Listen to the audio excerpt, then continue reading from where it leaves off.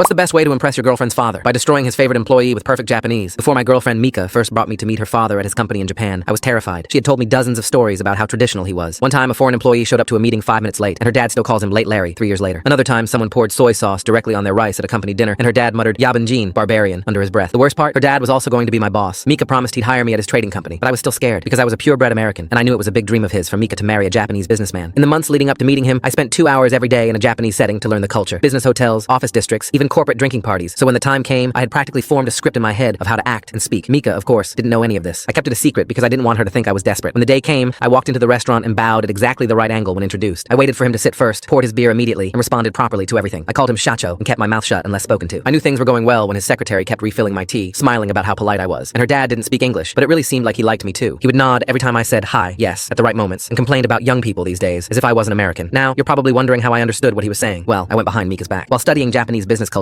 I started taking intensive Japanese lessons. I didn't want to say anything about it because I wanted to surprise her at our wedding. So up until this point, it had been around 6 months of lessons, and I could hear how well Mr. Tanaka was speaking of me to his secretary. Mika was practically glowing with pride. I had no idea that it was the calm before the storm, because there was just one person who made it abundantly clear that I was an unwanted guest, and that was Hiro, Mika's childhood friend who worked at the company. He constantly made snide remarks in English about how I was taking advantage of the boss's daughter, made jokes about how I was probably just here for a visa, but I was convinced that I would win him over eventually, and just shrugged it off. But the next time I was there for a big client dinner, things had completely changed. When me and Mika showed up at the private room, her dad barely acknowledged me and asked Mika in Japanese, "Nande gaijin ga daiji na shudan ni kite runda?" Why is the foreigner here for important business? Mika looked just as confused as me, but just rolled her eyes before we sat down. The clients arrived, and Mr. Tanaka served everyone premium sushi and wagyu beef. Meanwhile, he pointed me to a plate of natto mixed with raw squid and fermented fish guts. There was so much that the smell made everyone shift away from me. And just before I could ask for rice to mix it with, Mr. Tanaka turned to Mika and said, "Kore wa itsumo Kenji no ichiban suki data." This was always Kenji's favorite. That's when everything made sense. Kenji was her Japanese ex from university, and he worked at Mitsubishi. Her father hadn't accepted me. So there I was, pretending to eat fermented fish guts, when Hiro turned to my future boss and the clients and said in Japanese, "America jinga nihon no bijinesu bunka wa jidai o kuredate itemashita." The American just told me Japanese business culture is outdated. I froze. My girlfriend opened her mouth to speak, but I lightly touched her wrist under the table because I had to test the waters. "This dinner is really wonderful," I said in English, with a completely straight face. "Kare wa nihon shoku ga mazukute, McDonald's ga tabetai te itemasu." He says Japanese food is disgusting, and he wants McDonald's. Hiro translated. Mr. Tanaka's face went red, and he started apologizing to the clients. The room was silent. I couldn't even hide my smile. "Thank you for including me in this important meeting," I said. "Kare wa anata no kaisha wa judan mitai de, America jin no ho ga zenbu umaku yaru te imashita." He said your company is a joke, and Americans do everything better. Hiro lied. That's when I looked directly at Mr. Tanaka and said in perfect business Japanese, "Shacho, watashi wa rokagetsu nihongo wo benkyou shimashita. Musume-san to kekkon shitai desu. Hiro-san no honyaku wa zenbu uso desu. Shacho, I've been studying Japanese for 6 months. I want to marry your daughter." Everything Hiro translated was a lie. My girlfriend nearly spit out her wine. Even the secretary gasped and covered her mouth. The client sat back down, fascinated. Hiro tried to recover, stammering excuses, but it was over. I had won. And I didn't know it at the time, but Hiro was still plotting revenge through his connections. And it wasn't long before he turned my entire life upside down. Full story on channel, linked below.